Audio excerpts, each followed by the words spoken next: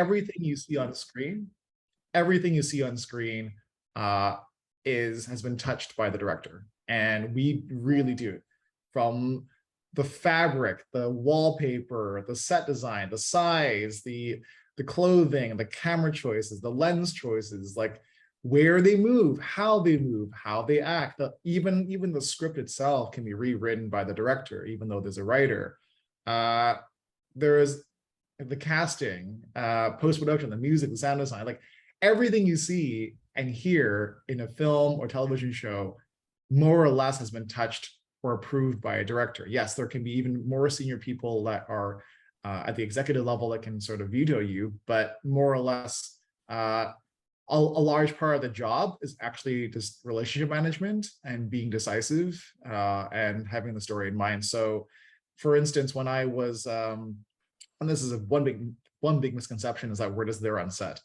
Normally on a TV show, you're present about 3 to 4 weeks ahead of time, or depending on how big the show is, and you are given an office, and every day, almost for like the full however many hours you're on set, people are lined up around the corner with questions for you. So every head of department, so the hair and makeup would have a question, wardrobe would have questions. You have constant meetings with the showrunner and executives in the network. So I think the biggest misconception is the limited scope that what most people think of a director, when in reality we do everything. We Right. touch on everything.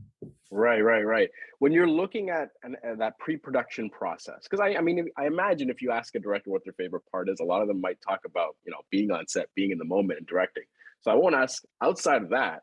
In Sure. that pre-production process, what is the stuff that you love being involved in? A lot of people are trying to get your attention, they're asking you questions, but what's one part where you love, like, I love to be here. I look forward to this before we actually start filming. For me, it's down to story. So I think the most exciting part for me is to, once you're given a script, once you love the script, it's to ingest and then break it down to all the components. So it's not even working with anyone yet. It's like the fun part is once you're given the job, you take the script, and I have fun like deconstructing it. Oh, how can I make the scene interesting? Where are the entry points? What are the exit points? What's the button of the scene? Like what's the character arc? Where are we in the story? Is it a contained story? Are we talking about continuum? Where are we beginning? Where does it Mm, end? How am I passing the baton on? And I think that is particularly exciting because that's when ideation begins, right? You have right. all the ideas, you are unfiltered, and then by the time you're shooting, I find actually shooting it's really exciting. But if you've already planned it out, and there is magic to be discovered on set, but if you've already had it in your mind, that's where all the ideas come from. And again, depends on director to director. I structure it so much that oftentimes the end product is 85% exactly as I imagined before I Mm. even meet the cast, and I'm sitting in a room in pre-production, just deconstructing the script. So and that great segue to my next question, right? Yeah. When you're on set and you're directing, how much time do you spend sort of like retaking to get the shot the way you envision versus being a little bit more spontaneous, maybe going a little bit off script? How much of that is it, that 85% mix? Are you always trying to get it exactly how you envisioned, or do you leave room for play? Because especially you touch on some comedic subject matter as well, right? Which Yeah. often can be very spontaneous.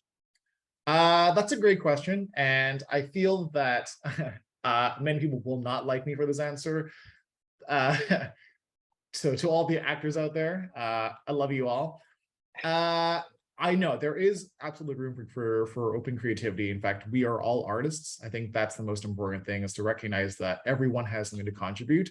But I find that my best work is when I've already had all those conversations way before. So I've already spoken to all the actors, I've spoken to all the hair and the makeup and everything, so that by the time we're on set, we all are aligned with the approach that we all feel is Mm, the best approach. So as opposed to just happenstance discovering on set, which I know some directors do. Uh, mhm.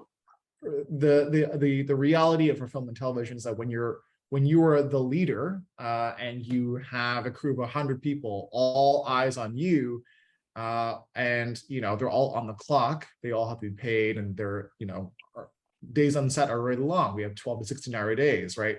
So Yeah. I don't want to waste their time, and I want to be very decisive with my thoughts. So the answer is that yes, there's always room for play, but I can always try to manipulate it so that even if it's not what I want, I can sort of mold it to move it back into where I want it to be. And yes, there are Right. times when people do bring in fresh ideas and you do adapt. So I'm not inflexible, but because we've discussed everything beforehand, by the time we're on set, we already had the same mental map that it's actually Right. hard to even discover something new because we've already considered everything. Right, right. It's almost like you've pre-planned the ingredients so far in advance, and you've gone that. I think what I take away from that that's special is that you also get the buy-in in advance. You also get everyone to Yes. agree on advance, so Yeah. that it kind of limits the sort of spontaneity there. Just a reminder again, guys, drop your questions in the chat. I'll make sure to facilitate them and weave them in as they kind of relate to the subject matter itself. When you're directing, how do you give direction? And I guess maybe I'll give you a scenario. Someone goes up there, they don't land it quite the right way, they don't get it the way you envisioned it. How do you actually go in and give direction? Are you more of a coach trying to like inspire them a little bit, or are you more, talking, I don't want to say talking down, but more strict and stern and kind of telling them like it needs to be this way? Right. Great question. The reality is that everyone works differently. And I think to be a successful director, you need to learn how to act. You need to take acting classes. You need to Mm, not even to be an actor, but just to understand the different methodology that people use. Like there's so many different techniques. There's the Meisners, there's like the Stanislavski, you have like, I don't know, the method acting, you have all the different styles. And you have to know your audience. You have to know how they work, what makes them tick, what doesn't make them tick, what actions can you give, what actions can you not give to them. I find that that is super, super important and it's not really taught in school so much. I of course, have gone on to teach at photography and film school and sure, as a guest lecturer. And when I'm sort of like sometimes listening in and watching what they learn, I find, not to criticize the curriculum, that it's not often taught that I think directors need to go through acting school. That's the only way for you to know how they respond, because if you have mm, all these references in mind, but they have all theater references, then there's no alignment, because so you have to work with what they have. So to answer your question, it's about efficiency. How do you get what the performances you need?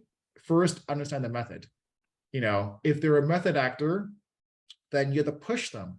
How would you push the character into that dark space or that light space? You can yeah, actually talk to the actor as if you are talking to the character, not the person, not the actual actors. That's one. right.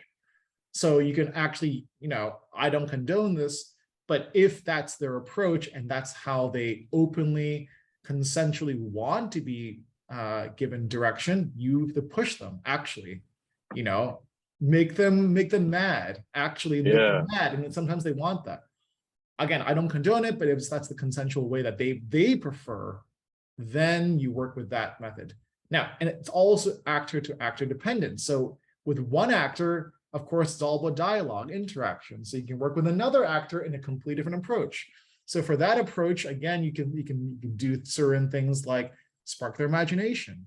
You can be the coach and encourage them and be like, oh, let's try this way, or you can tell them to use it, pique their imagination. You paint them a scene. Sometimes yeah, one great technique to kind of get them places is to almost use something completely random and nothing to do with the scene. But for instance, they can say someone like, imagine you just won the lottery when right. you hear this news. There's nothing to do with the lottery. There's nothing to do with winning. But like when they receive a phone call with this news, if you give them that note, that play it as if you're winning the lottery, they can sort of connect the dots and they can It's the sort of get emotional the thread feeling. that's, They get the yeah. feeling of like what it means to win the lottery when they also receive the news. And so that can somehow manipulate their expressions, their reaction, and it will land towards where you want to go. And yeah, I think being efficient and very clear with your direction is key. Amazing. We have a ton of questions coming through, so I'm going to facilitate them right now. Sure. Do you still get that imposter syndrome when you're on set? We have somebody that's a fairly new director and kind of has a little Yeah. bit of that, right? So, do you get a little bit of that? How do you manage that? How do you work through those emotions?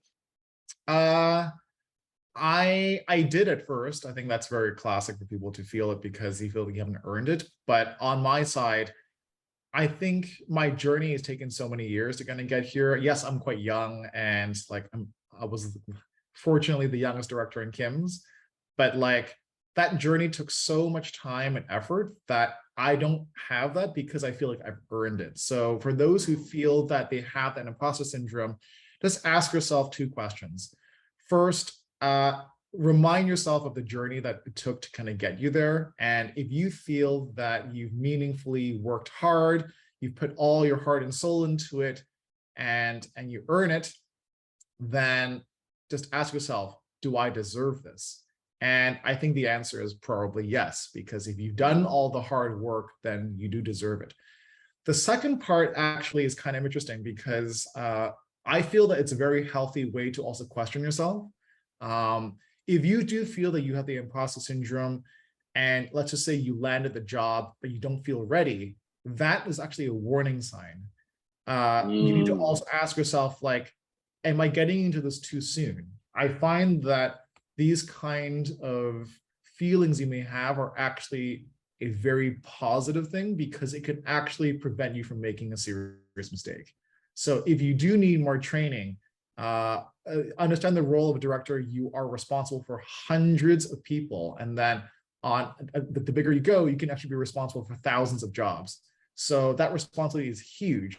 And I'm not trying to dissuade people from doing it, but know the role that you have, and you must be prepared and you must be ready. So if you've done all the hard work, you know what it takes, and you've earned it, then that feeling will be lost immediately. It's like, no, because I deserve this. I've done all the hard work. yeah, amazing. I have a question from Carolina. What's a common mistake you see people making when trying to get into the directing space and start their careers? And like, Okay. how would you sort of mitigate that? Yeah, I think this is a very common thing that I've discovered with even the mentorship that I do, and it's I don't know how old all of you are when you're those that have signed on, but uh, I find that there has been an increasing problem with this current generation is that they're not willing to put the investment and work into it to actually become a director. So fundamentally, nothing comes to you, right? Like directing is a privileged job. Like I keep saying, I will repeat this time and time again because I think this is really important for everyone to understand that it's a really fun job, but you are responsible for hundreds of jobs, right? They're Mm, all counting on you. They're all employed with families potentially, right? When you get to the professional level. So the important thing to note is that uh, have you done your homework? Now, that homework for me is actually investing time and money into creating short films. That is a great mm, proof of concept for you as a director to know, do you understand the full scope of what directing really means? From the pre-production, location scouting, casting, auditioning, rehearsing, everything. Do you really understand that all? I find that a lot of students that I have and people students I've met even in school, they had this notion that, oh, I know I can do it. I just need the opportunity. When the reality is, you need to build the opportunity yourself for mm. for any producer to even think you're capable of it. And there are also the harsh reality of say Hollywood or even the TV commercial space is that there are only so many clients and there are thousands, if not even a million directors out there. If you just play by statistics and numbers, how many graduate from film school every year, every season, every city, in every province, in every state, in every country? Like you're talking about thousands and thousands of directors potentially graduating every single season. So Right. just think of the cumulative number of people who all want this job. That means that for you to stand out, you need to prove yourself. So that involves, unfortunately, investing in time and money into creating, writing a short film yourself, not expecting money will come to you. Right. For context, I saved for 2.5 years, and I spent $47,000 of my own cash into my first short film, because I knew that for you to stand out, it needs to be excellent. For you Right. to actually be considered a viable option for Hollywood, you need to get into a top tier film festival, into one of the Academy qualifying film festivals. And therefore, I decided that I'm not going to pull any stops. I'm going to do it the proper way. Mm-hmm. So I think that's And one. Yeah, go ahead. on that note, because it relates to a question we have, where can people find your first short film and see more of your early work that kind of got you on this path? I think looking back at my old work, it's pretty terrible. But like, I mean, that one short film, I mean, there were others I had to can, and sometimes investments don't pay off, and that's okay. That's part of the learning process, right? It's all on my website. You can actually see it. That one short film does exist, and it is on Vimeo, and it's on my website. So Amazing. Do your research. www.justin.com. Under Film and TV, you'll see at the very, very bottom. It's pretty heinous, but But like, I think it's also for people that are aspiring. It's great to see the growth, and also a reminder that yeah, you don't it's just go true. from 0 to 100, right? Like No, you no, no, you're start right, somewhere and you get better. and that's part of it. Like, don't be afraid to fail. Directing is extremely expensive. I didn't come from wealth, so I had to take 3 jobs. I took 3 jobs to be able to pay for my short film, saving for 2.5 years. So that Yeah, tells you what it takes. a great I didn't, reminder. yeah. Yeah, amazing. I have a question here, and I'm going to rephrase it a little bit. Think of the person that's starting early on, that's doing short films or doing commercial work. How do you find writers to work with? How do you source people that can do some of the other tasks that you might not be as trained in or not really involved with as much? How do you find that group that, let's work on a project together? I find that's actually a very easy question, and a very easy method, because you have tools that I never had. You have social media, like you have LinkedIn, you have public forums, you have Facebook groups, you have schools. Like, if you really wanted to, you can walk into any particular school and you can stick a bulletin on a board. You can do it digitally. There are digital bulletins. If you go to Ryerson, you go to U of T, you go to Dalhousie, you go to UBC, USC, UCLA. Like, if you really wanted to, it's not hard to find out where is the classroom for writers. Why don't you just Mm, wait outside of the classroom? I'm being right. completely serious. I actually recruited a lot of my crew going through film school and going and finding departments, finding when is the class that they're actually having, and then meeting the students. I wasn't even part of the school, but like, you can walk into a school and certainly, consensually and appropriately and politely be Yeah. like, hey, people walking out of the classroom, I'm this person, I'm looking for writers. Anyone walking out of a writing school wants to be a writer. So I find that the access to talent is so easy these days, especially with social media, that there's no reason why you can't just go put yourself out there. So it's not, again, the big reminder for everyone is that don't expect anything will come to you. You have to go out there and Yeah. seek it for yourself. Amazing. And this is one question that we got. We have a ton of questions. So again, guys, reminder, keep dropping Sure. your questions because they're Yeah. great. Say you work on that first short film or a creative project, whatever it may be. How do you sort of work a process to attract clients, to get bigger budgets, to sort of, almost multiply what you're experiencing, right? Try to imagine even yourself after that first short film. What did you think about how would you use that to then go and get a bigger project, a bigger opportunity? Um, that's really down to the quality of your work. You can't Mm, really, honestly speaking. So if you spend all the money and you created a terrible film, objectively speaking, you can see it Yeah. yourself. It's like you can be proud of it. Like I did a great job at the time, but you can, I think that's being mindful and being self-aware and self-critical, is that you look back like, was this really a good film, or maybe this is actually pretty terrible? And if it's terrible, then again, not every investment pays off, but it's still worth it, because then you learn what not to do the next time. So how do you get bigger? The only way to get bigger is for you to be recognized, and by putting your work out there on Vimeo, hopefully getting a Vimeo staff pick, hopefully getting into a film festival, submitting it. It's very expensive. Again, as part of the investment. You cannot expect that people will come to you. You have to pay. I paid thousands to kind of submit my film to film festivals. Again, part of the package was that I needed to save $50,000 just to have the package to make the film and submit the film, not even knowing if anything would work. Now, once you Yeah. submit it and people see it, it's their belief in your abilities, because you have a proof of concept of like what you can do as a director. That's where then you'll be granted the opportunity for bigger access and projects. But you have to show you're capable, not say, yeah, I think that's the big thing in Hollywood, is that you either show and not just tell. Saying you can handle $1 million means nothing. Right. Show me you can handle $1 million. Amazing.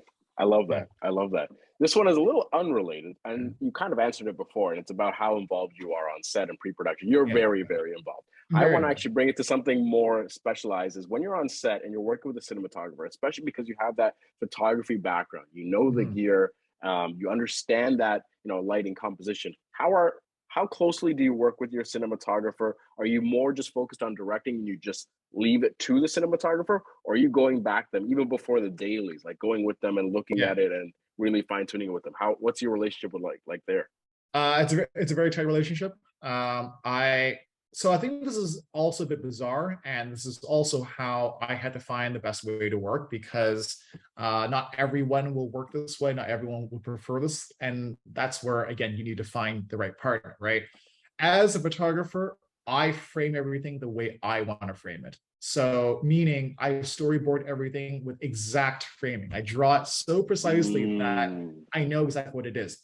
That's not to say that I don't involve the cinematographer. They're part of the process of me designing the frames. So when I design all the frames, I know all the lights I want. I know the lenses I want. I have everything in my mind. Working with a cinematographer is the collaborations to be open-minded. Present the plan that you have. They will then present a counter plan and be open-minded for them to have better ideas, which I do accept. So there's like, oh, that camera move does actually make more sense. So being open-minded, not letting your ego get in the way. It's like that is actually a better idea, and you take the best ideas. And remember, at the end of the day, it's mm, one unified project. It's not the cinematographer's film. It's not your film. It's our film. So we all right. want the best out of it. And uh, and yeah, I design everything that way. And because I already had that in mind, I find cinematographers actually appreciate it, because it's not necessarily limiting their creativity, but it's showing that I know I have a vision, and then they Yeah. can challenge me and say, oh, I understand what you mean by this kind of lighting to achieve this effect. Now, what if I did this instead? I'm like, that's a great idea, because you're adding to the idea, right?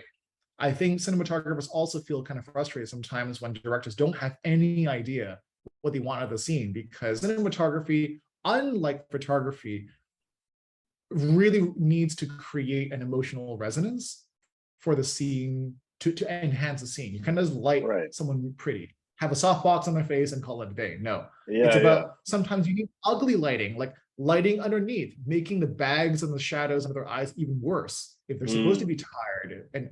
And things like that I find are part of a good collaborative environment, is to be able to have that dialogue. But principally, cinematographers always look to the director for the vision, amazing. and having that open door policy. A lot of these conversations that I have are also selfishly driven. I am genuinely excited to talk to the people Yeah. such as yourself, and I have questions. So I'm going to take a minute here. Let me explain this. Let me set this up a little bit. You have to pick one dream camera and a dream lens to shoot your next short film. Now, there's two things I want to. On the high end, what would you take with you? So on the cinema side, and then also I don't want to call it low end because there's still considerable investments, but like on the more consumer side, on the enthusiast side from Yeah. like Canon. So let's talk about the sort of high end dream. What is like that go to cinema camera for you and cinema lens pairing if you can only take one? For sure film, right? Yeah, Okay, so again, not talking about cinema, because in cinema there's like a whole different league, and that they're like, you know, like you have IMAX cameras, right?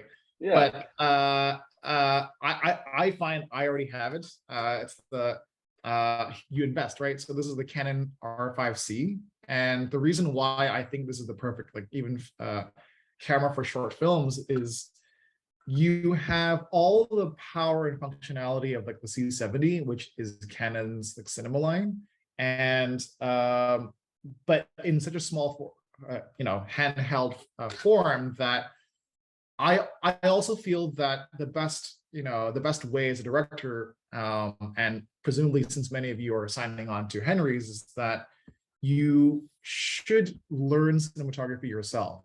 One important thing that I like to also teach to everyone is to also touch every department. Learn how to do hair and makeup, learn how to do costumes, learn camera stuff. So I find that the C7, the R5C kind of gives me all that on the higher end. And you know, go with the zoom lens. Yes, you have all the primes and everything in the dream scenario. Canon has like 70 primes, but like just go with what you have access to. On the lowest end, even go with the very basic like the 5D or any real camera. I personally feel that there's no real low end. Is that yeah. you all have access to amazing sensors uh, and ISO performance, and it's all HD now, up to 4K or even up to 8K. So I would challenge you to say like start off with a zoom lens if you're really on a budget, because you have the full range and you can learn all the different techniques. What does a wide angle feel like? What does a telephoto feel like? And that would be my suggestion. And the reason why I also mentioned these cameras is that I think Canon also creates, or rather this kind of range of cameras creates very accessible cameras that you can operate yourself. You don't need a trained technician to be able to Right. operate it. Yeah. Yeah. Yeah. I recently picked up the C70. It's something I've been eyeing for a while. I got the Komodo first, and then Yeah, the C70 is something I just couldn't get out of my head. And it felt like just such a great single operator tool where you exactly. turns out really quickly, well managed, and just again that color Canon color science and the look that you get, right? So going to Precisely. the high end now, like you're Yeah. looking at a feature or a series, what's the camera that you know that you sort of go to there? Is it like a mini LF, and what sort of lens Yeah. pairings do you look at there? So on my current feature film that I'm doing this fall, we're looking at the Alexa LF with we're gonna do Cook anamorphics, for instance. Amazing, beautiful stuff. I feel that they're like there's a certain quality to it that I like. It's imperfect yet sharp. It creates the cinemascope. I can't get into the details of what the film is about, but more or less there's that aspect. And yeah.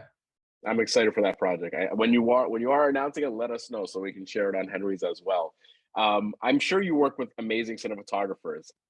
Do you have a bit of a wish list of cinematographers of like, I would love to work with them. Like, I have this idea, I want that person for that. Do you have that, and can you share any of them?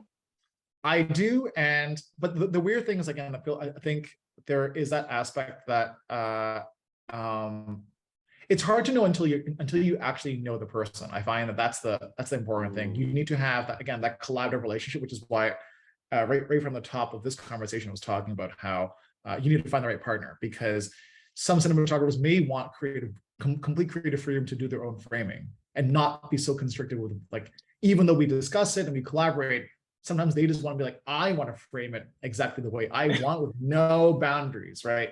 Then that's an issue for me, because I may have a certain aesthetic, I may have a certain approach, and we need to execute it together. But one cinematographer, for instance, I find that does it at a very high level, like Roger Deakins. Now, Roger Deakins, if you actually look at all his work together, you would not know it's his work, because mhm. he adapts his style to what the director needs. And that's super important. That's something that I've actually again, no offense to any cinematographers out there, I find it's very painful for me to see a cinematographer's work with only one style.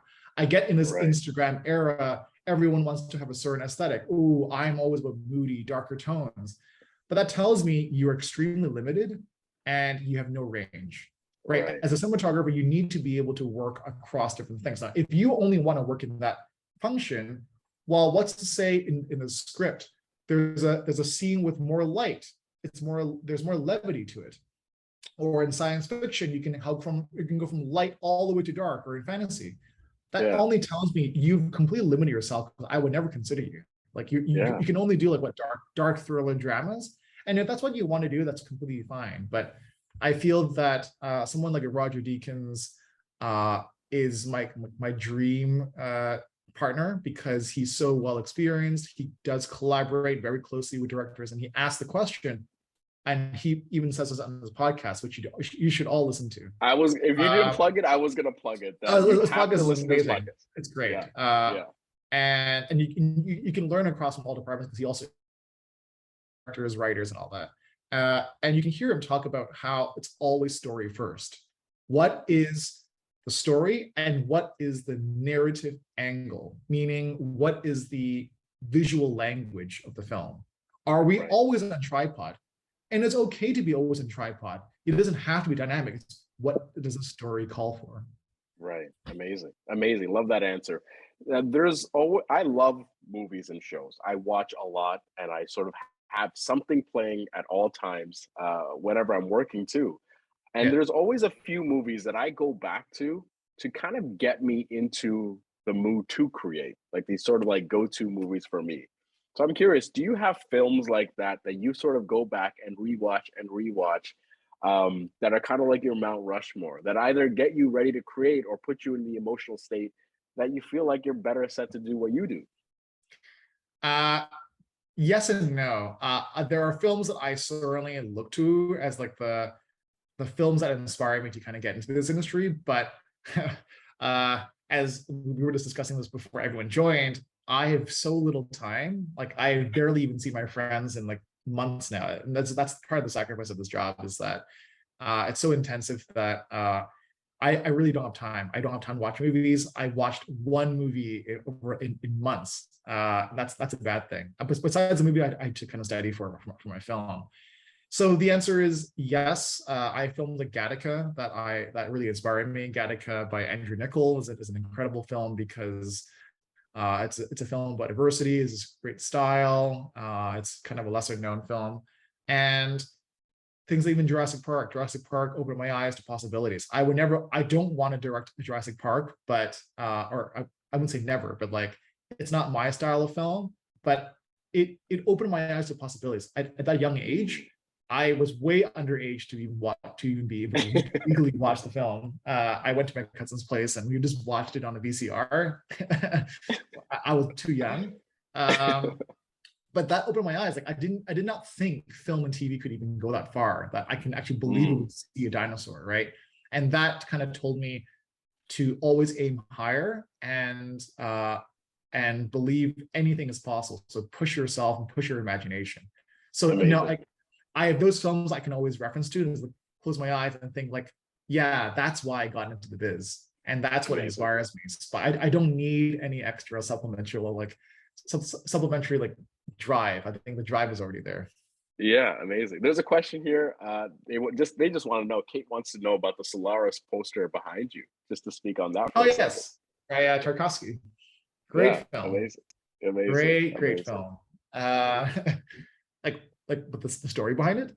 No, no, just your sort of like take on it. I'm sure like anyone watching that was, is a fan. So Oh, I mean, this will get too what compels this you will to take put a too long to poster get up? into. I mean, I loved it. I mean, Solaris it is a challenging film to watch, because there's a Tarkovsky leaves a lot to the viewer to interpret. And I remember first I love science fiction, and I remember that approach was so novel, because I've always grown up loving art, and I find that Hollywood these days is kind of like always force feeding like very easy kind of mind-numbing material, which is fine. I mean, there's a time and place for it, and I just want to direct things like that too. But that kind of movie reminded me to always add depth and let the viewers think a bit. You know, don't assume that audiences are that short-sighted or and leave room for interpretation. So, I mean, to analyze that would take hours, and like No, of I can course. give a whole dissertation of like why I That's our love next episode, right? It's just like that. yeah, yeah. Amazing. It's a Amazing. great film for any of you film lovers out there. It's a must watch if you haven't seen it, but it's a hard movie to watch. Yeah. But it pays off. Yeah, that's your homework, folks. For anyone listening in, you go watch that, and we're going to do a workshop next year with Justin. We'll bring it back, and it's just going to be about that. I have a question here regarding your sort of career plan. Like, how do you see your next 5 years sort of shaping up ideally? Is it just moving into bigger projects and more feature work? How do you see it? Well, this is very exciting for all of you. I back to this. I mean, for those who were able to tune in and hear my story at the top of how hard it was and how I had to fight for everyone who said no to me. The next 5 years, I'm going to continue working in features. I think I'm already living the dream job. I'll put it out there. I mean, I know I highly doubt this exists in this group, but I'm putting out there that the show that got me really geared up when I was 6 years old was Star Trek, and I've always wanted to join that universe. I've put it out there.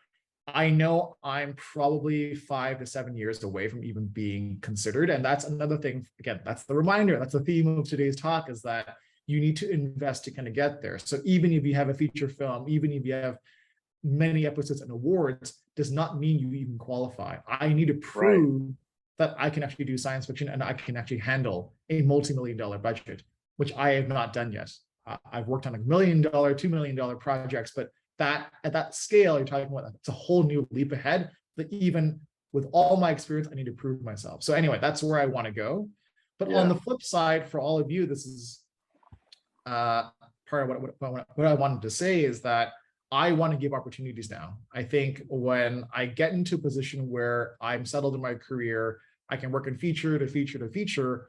I live very modestly. I don't need much. I don't shop that much. So I feel that I always wear black, same like I have 20 black t-shirts and that's it. Like I don't shop for clothes.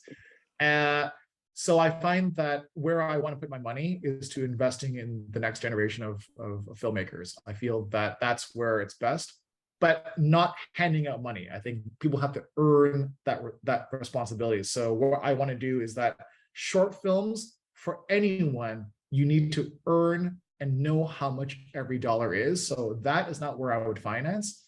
I would want to finance indie features Yeah. because I know how Amazing. hard that is. That leap is the massive gulf to go from a $40,000 short film or even $10,000 short film into the $250,000 range. That's where Right. if I were to kind of put money, I struggle with that. I wanted to do features my entire life.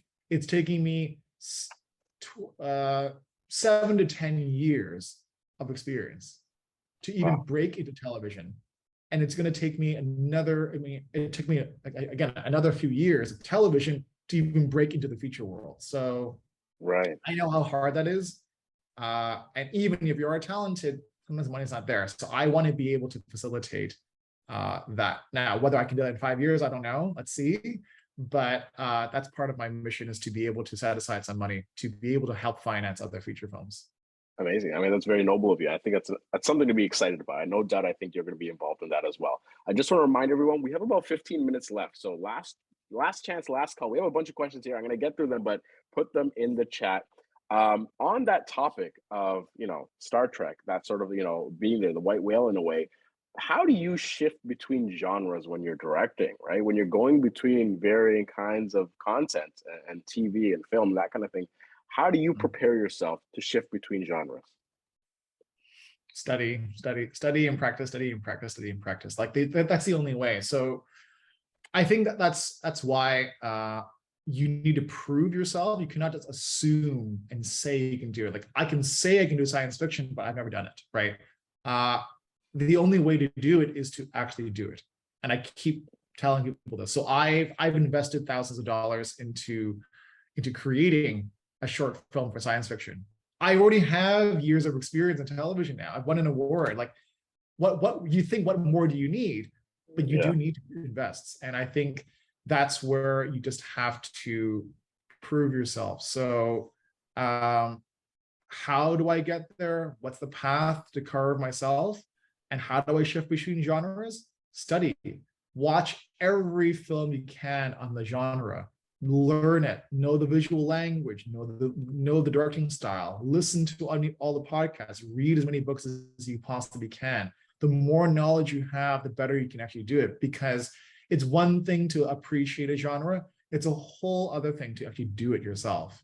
Like, say you love to do horror. Do you really know how to do horror? Do you know how to edit for horror? Do you know how to light for horror? Do you know how to, like, all these different things? Do you know how to cut, using sound design, using silence? Like, there are so many facets that people just don't think of. And that's where back to the very first question, that's the misnomer for directors, is that, oh, you just think you can walk on a set and like, you can rely on everyone to do things for you.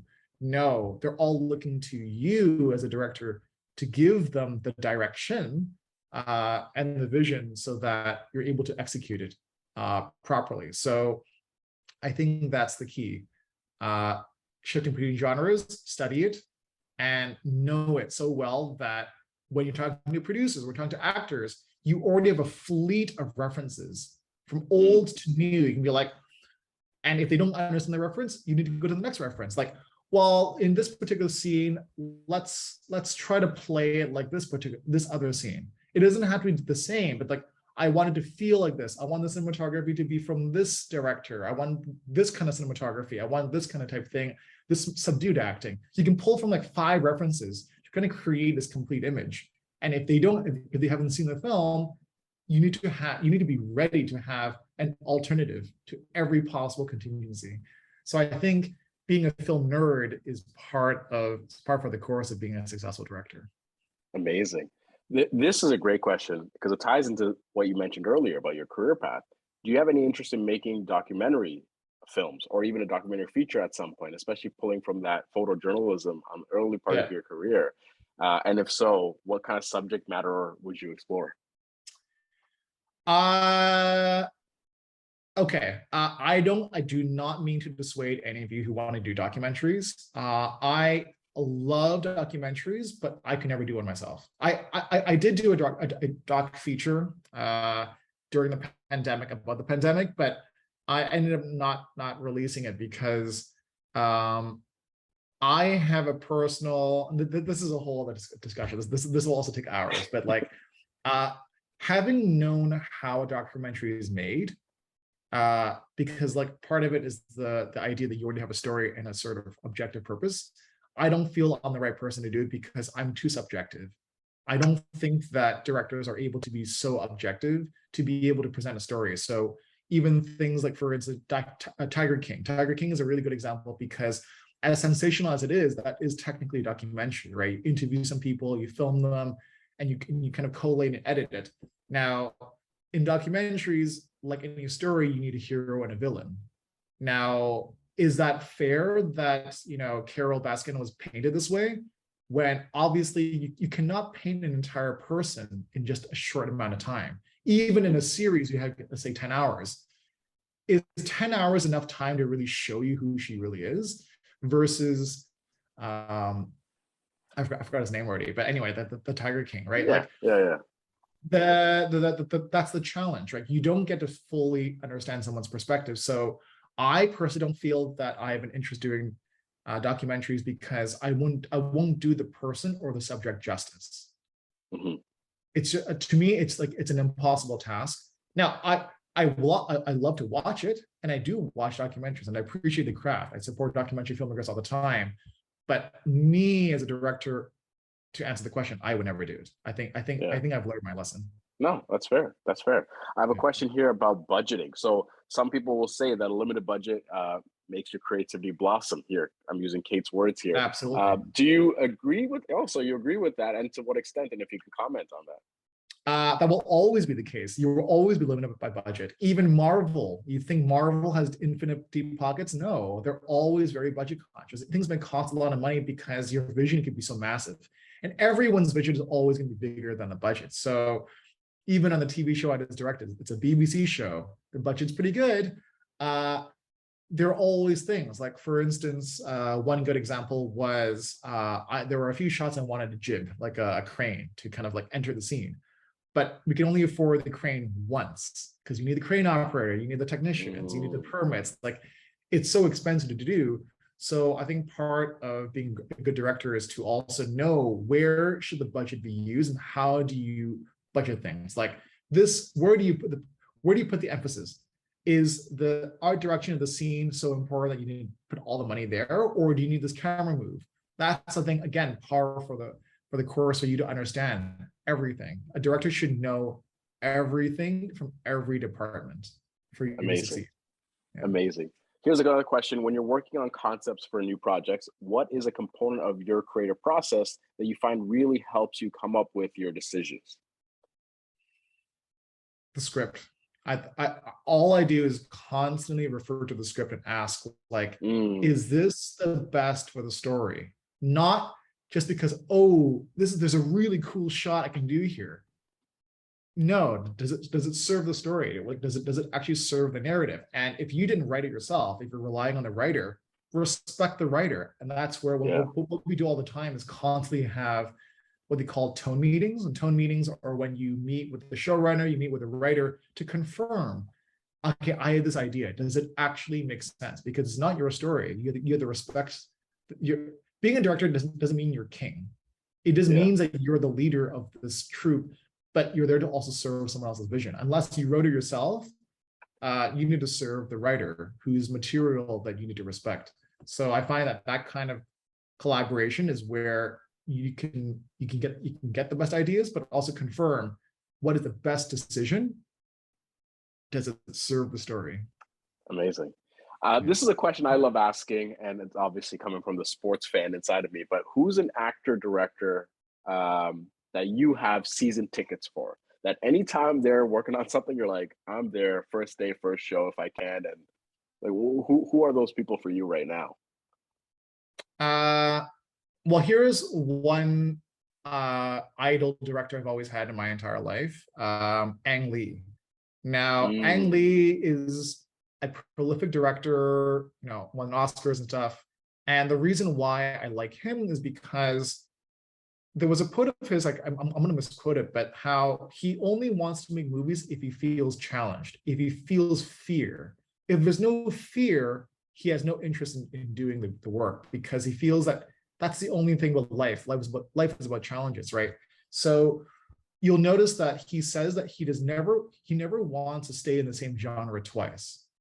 Like, for instance, how is it that a Taiwanese director can direct a Western film about two gay men in like Alabama or in like Colorado for Brokeback Mountain? How does he have any notion of that? Why would he have any interest? And jump all the way to Pride and Prejudice, which is another like period piece. And then you have like the Hulk.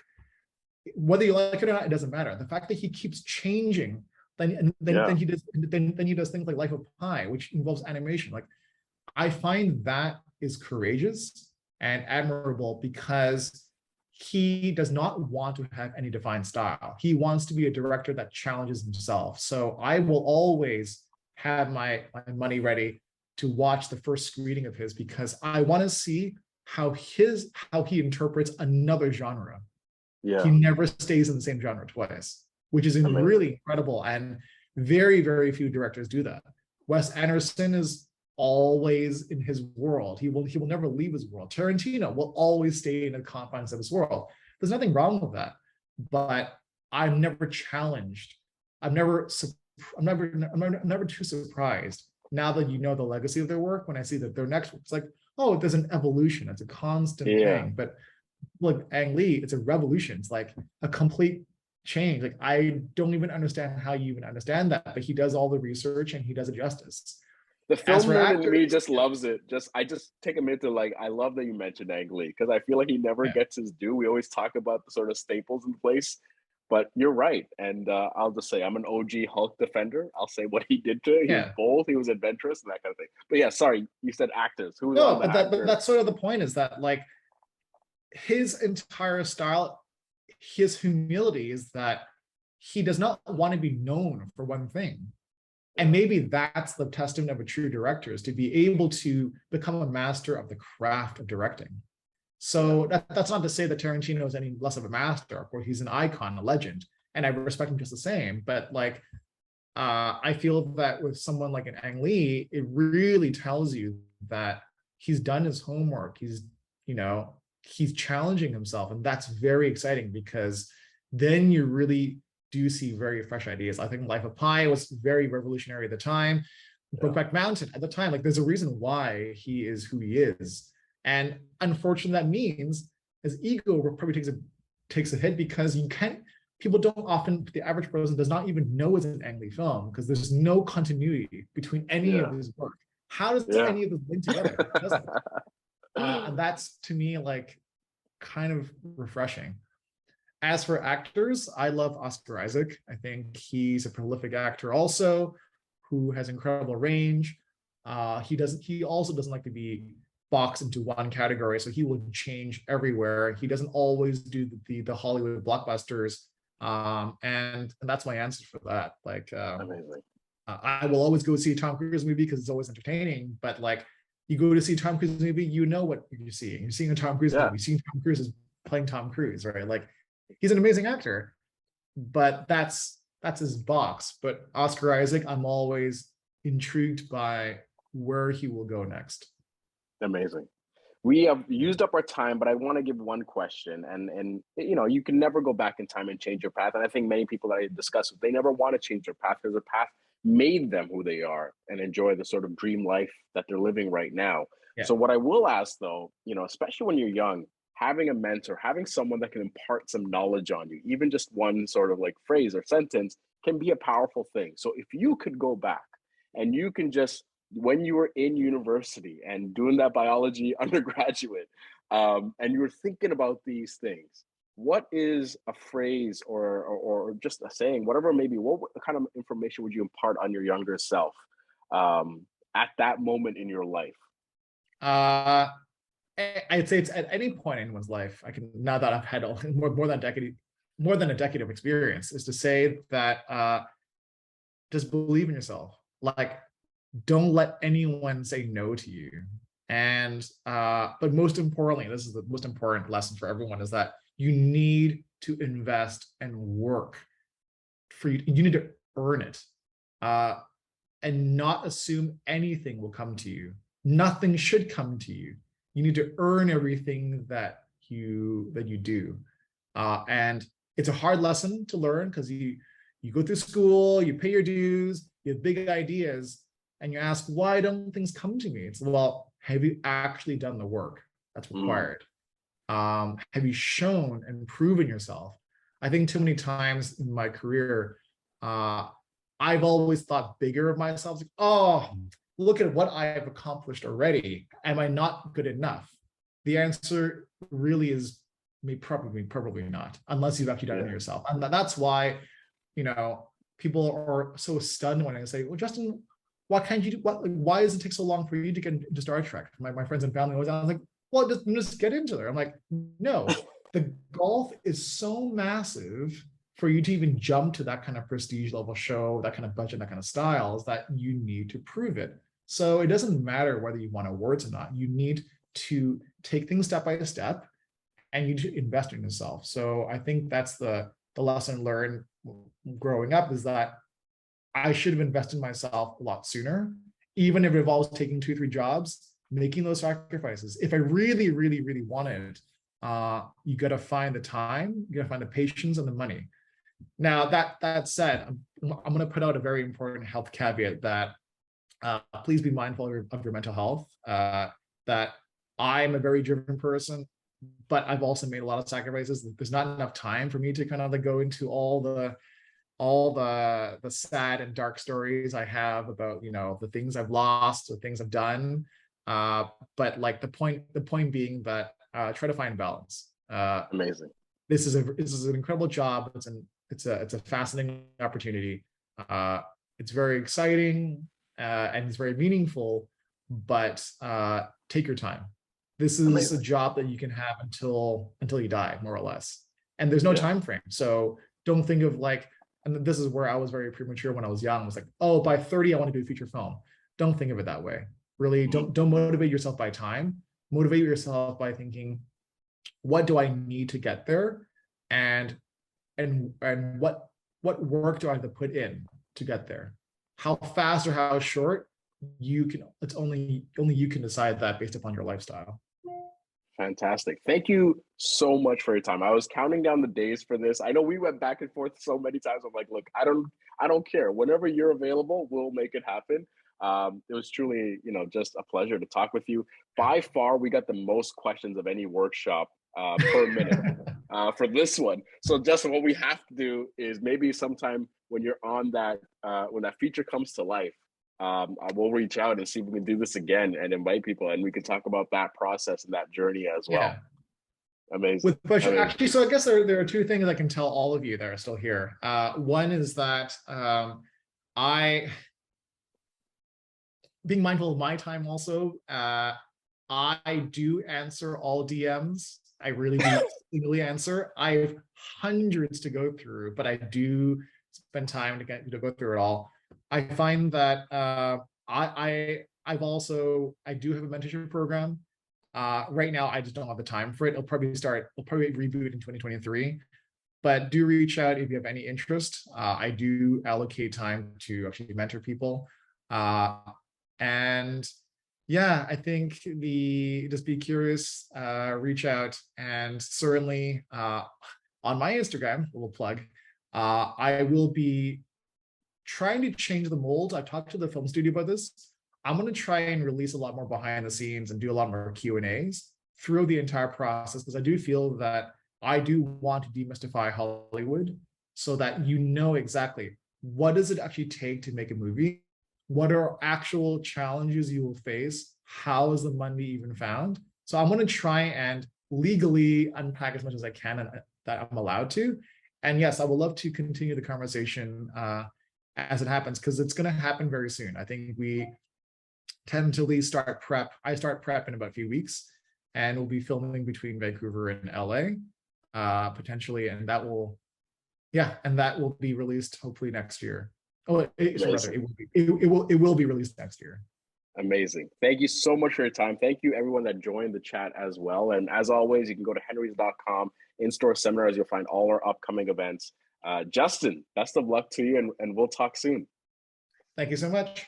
Take care, everyone, and thank you so much again.